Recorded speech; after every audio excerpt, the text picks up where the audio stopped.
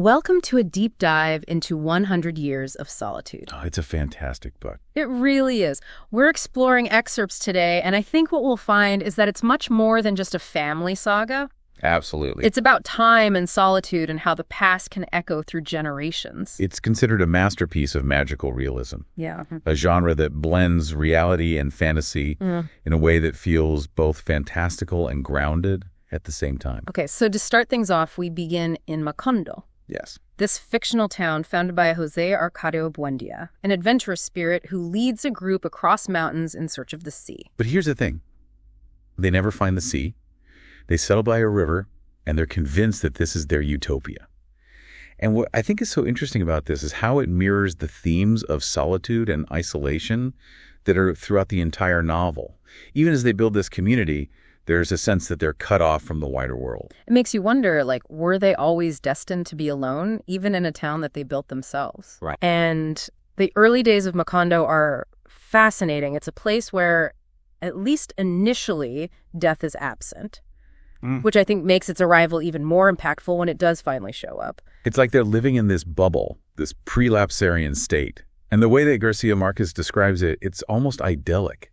You know, houses are built with equal access to the river. Right. No one gets more sun than another. There's this sense of fairness and communal living that's both utopian and maybe a bit naive. Right. And then there's this detail about the birds. Oh, yeah. Jose Arcadio Buendia fills his house and eventually the entire town with all these exotic birds. It's like this constant symphony of sound. What do you make of that imagery? It's so vivid, you can practically hear the bird song. I think on one level, it just adds to that magical, almost dreamlike atmosphere of Macondo. But I also see it as a symbol of the town's isolation. They're surrounded by nature, by these beautiful and sometimes unsettling sounds, but cut off from human connection beyond their immediate community. It's a beautiful kind of isolation, though. Oh, for sure. Almost enchanting. Definitely. But it also, I think, foreshadows some of the challenges that are to come. This idyllic existence can't last forever. And that's where the gypsies come in, right? Led by this, enigmatic Melquiades. They bring with them new knowledge, but also a hint of danger. Exactly. The gypsies are so fascinating because they represent both progress and disruption. Melquiades introduces Jose Arcadio Buendia to alchemy and astronomy, all sorts of marvels. But remember, they are eventually banished for being seen as, and I'm quoting here, a source of concupiscence and perversion. Which, knowing the Buendia family, is probably not that far off. Haha, true. But this tension between the allure of the new and the fear of the unknown, I think, is something that we see throughout the novel. The gypsies are a prime example of how... A microcosm of colonialism, isn't it? You have this idyllic society, and then it's being disrupted by these external forces. Absolutely. Yeah. It's subtle, but it's powerful. So we have this isolated town, we have this almost utopian community, and then we have the Buendia family at the heart of it all. Yeah. And their story is anything but simple. We're talking love affairs, betrayals, power struggles that span generations. It's hard to keep track. Well, that's part of the beauty of it, though. Yeah. The recurring names, the echoing of personality traits across generations. It's like this grand, intricate tapestry that's being woven. And right there in the title is that motif of solitude. Yeah. It's palpable in the lives of so many characters. But it's not just one kind of solitude, right? Exactly. Some characters, like Colonel Aureliano Buendia, who we'll talk about later, they seem to almost crave solitude. Others are trapped by it, isolated by circumstance or by the weight of their past. It's a really nuanced exploration of what it means to be alone, both by choice and by fate. And then there's Ursula. Oh, Ursula. The family matriarch. She's like this force of nature holding everything together, but also deeply superstitious. She's this incredible mix of pragmatism, but then also this belief in the supernatural. So she's keeping the household running smoothly, but at the same time, she believes in ghosts and omens and all sorts of folklore. It's almost like she embodies the dual nature of Macondo itself, like magical, but grounded in the reality of daily life. Yeah. And she's not afraid to, dish out some tough love. Do you remember that scene where she punishes Rebecca for eating dirt by rubbing hot chili on the walls? Oh, it's a detail that stays with you. It does? Yeah. Classic Ursula, strong-willed, resourceful, definitely not someone to cross. And speaking of Rebecca, her arrival in Macondo is another example of how the past can haunt the present. Oh, absolutely. She shows up with a bag of her parents' bones. I know. It's both macabre and deeply symbolic. Completely. It speaks to the weight of history, the way that the past clings to us even when we try to leave it behind. And it's a weight that's going to continue to affect Rebecca throughout her life, influencing her relationships, her sense of belonging. This seems like a good place to talk about the insomnia plague. This is one of the most bizarre events in the novel, and for me it highlights the cyclical nature of time in Macondo. What once was returns again in a slightly different form. It's like the town is trapped in this loop, unable to break free from its destiny. And the insomnia plague isn't just about sleeplessness. It also erases people's memories. Imagine like a whole town slowly forgetting who they are, their past, even their loved ones. It's terrifying. It is. It's through this plague that the town discovers Rebecca. Well, like this orphan girl who arrives with her parents' bones. It's almost like she's a living embodiment of memory, of the past refusing to be forgotten. That's such a good point.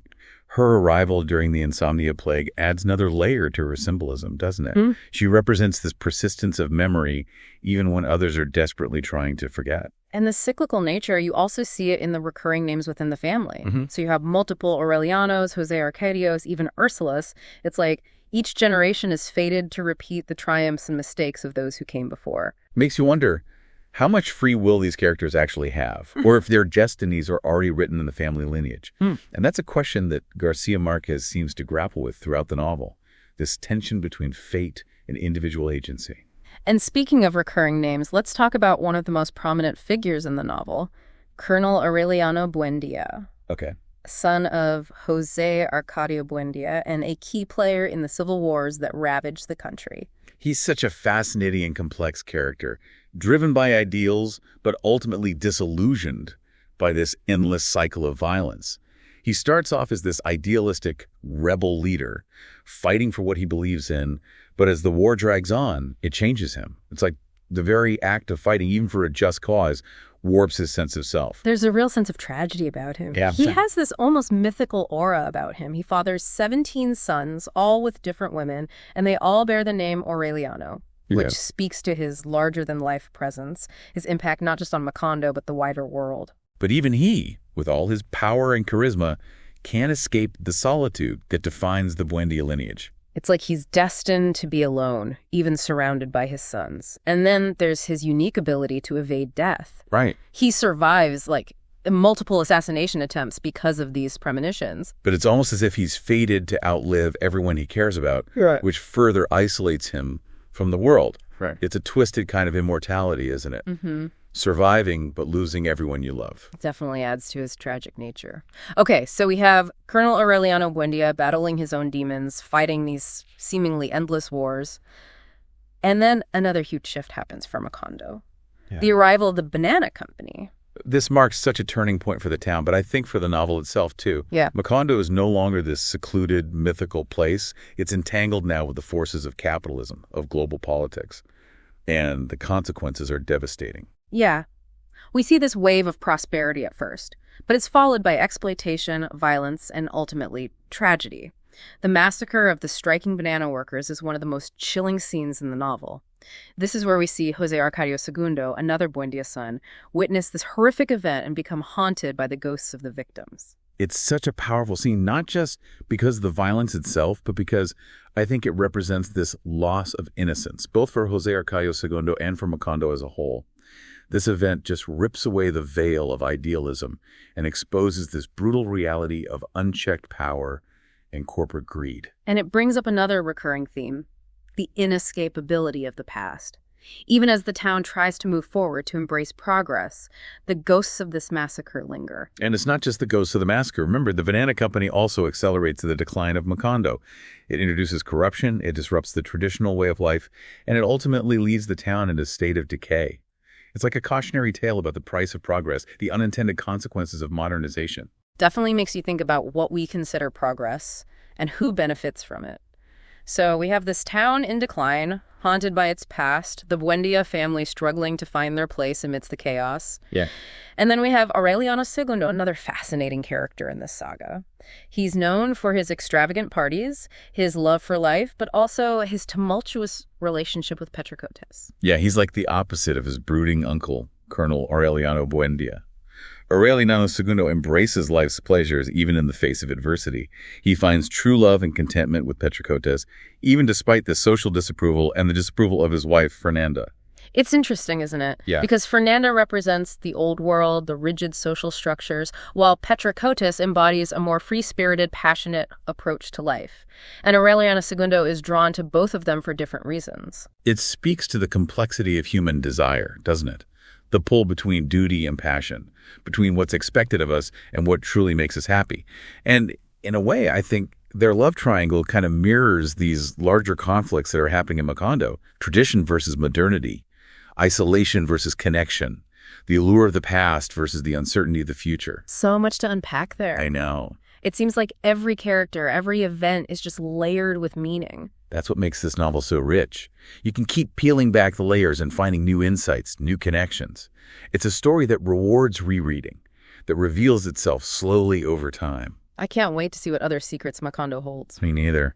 And as Macondo is grappling with all these external forces, something pretty wild happens. The heavens open up, and the town is hit with this unrelenting downpour. Yeah, it rains for years. For almost 5 years straight. 5 years. What do you think Garcia Marquez is trying to convey with this never-ending rain? I mean, it's a brilliant symbol, isn't it? The rain washes away the vibrancy of Macondo, almost like it's cleansing the town. Yeah. But it's also stripping it bare, leaving it exposed. Right. There's this sense of stagnation, of life being put on hold.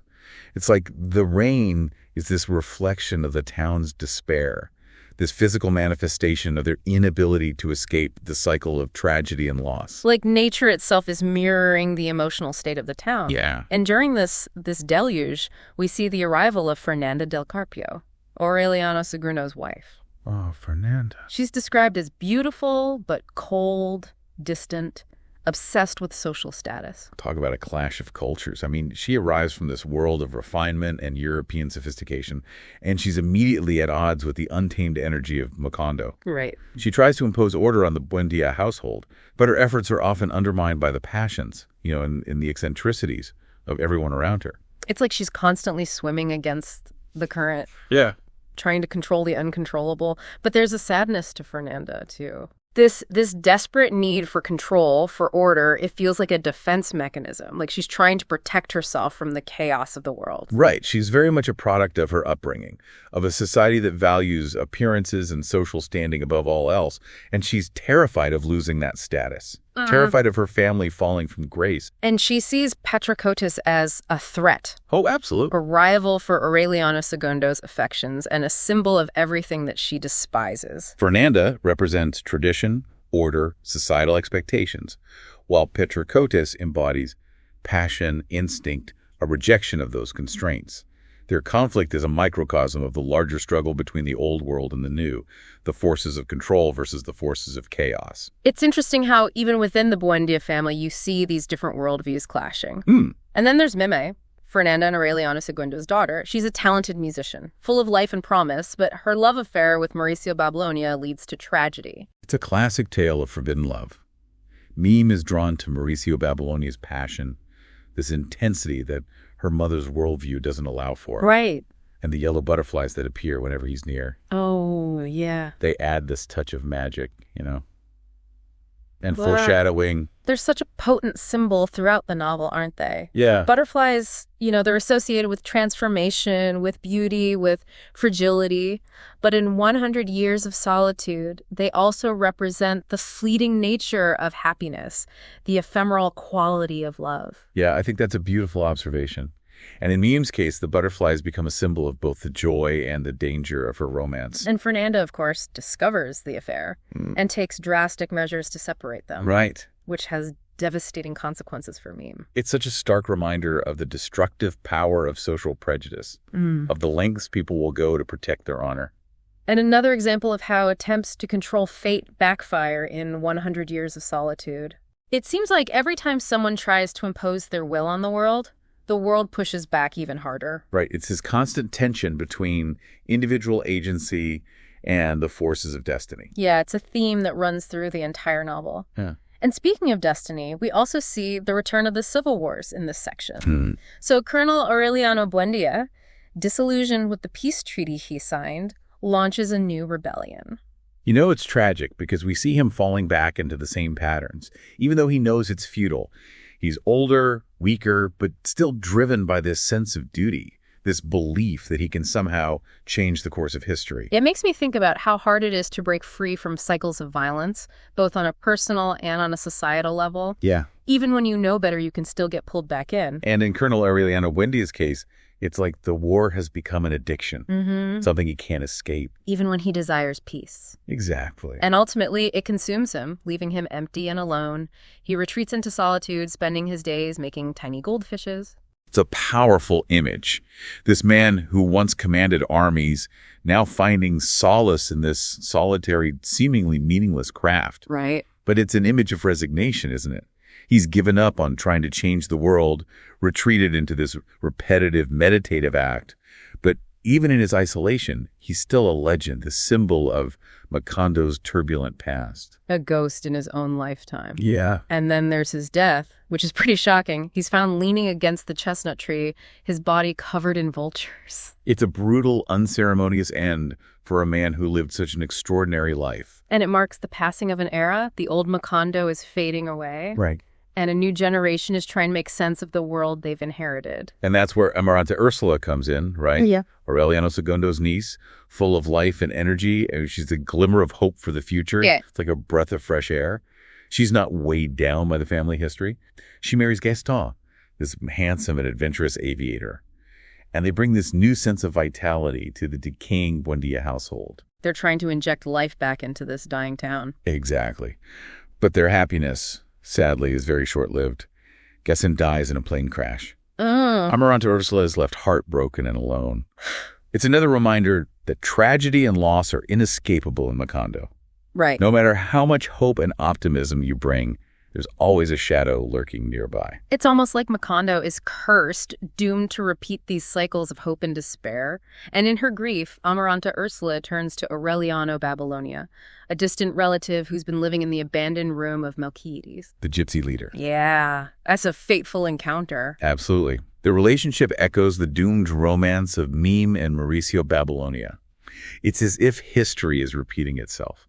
Desire and transgression playing out across generations, all set against this backdrop of a town that's literally falling apart. It's like the world itself is mirroring the decay and the despair of the Buendia family. And Aureliano Babylonia, like his namesake, is this solitary figure, spends his days deciphering the ancient parchments left behind by Melquiades, unaware that they hold the key to the family's destiny. Yeah, it's a race against time, isn't it?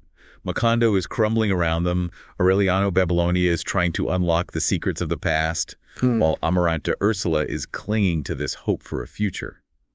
And amidst the decay and despair, there's still this glimmer of magic, like something extraordinary is about to happen. It's like we're back at the beginning of the novel, with Jose Arcadio Buendia setting out to find the sea. Right. That sense of wonder. But this time, the stakes are even higher. The fate of the entire Buendia lineage, and maybe even Macondo itself, hangs in the balance. Like we're standing on a precipice. Everything feels like it's about to change. And as Aureliano Babylonia, you know, this quiet guy who has the power to understand it all, because he can decipher Melquiades' writing. Like he was chosen for this, to unravel all these mysteries that have haunted the family for a century. It's bittersweet though, right? Because what he finds isn't just a family history, it's a prophecy. The parchments tell the whole story, the Buendia family, from beginning to end. And as he's reading them, Aureliano realizes he's living the final chapter with Amaranta. And that prophecy that Ursula was always afraid of, the one with the child born with a pig's tail, well, it comes true. It does. Amaranta Ursula gives birth to his son, a son who fulfills that prophecy and seals the fate of Macondo. It's heartbreaking, but it's also kind of beautiful, don't you think? Like this sense of inevitability, the past finally catching up. The whole novel leads to this moment, the fulfillment of destiny. Makes you think about how much of our lives we actually control. Are we really in charge, or are we just playing a part in a story that's already written? That's the big question, isn't it? I don't think there are any easy answers. But seeing the Buendia family, it makes us think about those questions too. And then, well, we see it. The most breathtaking and devastating image.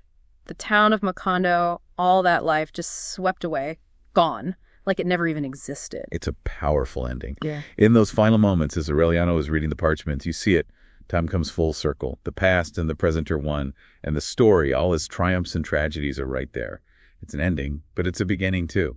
Destruction and rebirth. We've covered so much. The founding of Macondo, the rise and fall of the Buendias, the plagues, the wars, the love, the loss. It's a story full of magic, but also heartbreak. Why should we care about this fictional town and a family from so long ago? Because this isn't just about the Buendias or Macondo. It's like a mirror to our own lives. It's about love and loss, ambition and solitude, searching for meaning in a world that can feel so unpredictable. It reminds us that history repeats itself, that we are all connected to the past, and that even when faced with oblivion, our stories still matter. We might not live in a town like Macondo, but we all experience the same things, the same joys and sorrows, the same struggles.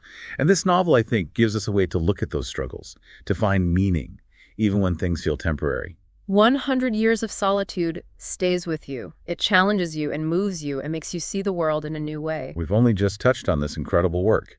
You need to experience it for yourself. It's a journey you won't forget. Thanks for joining us on this deep dive. We'll see you next time.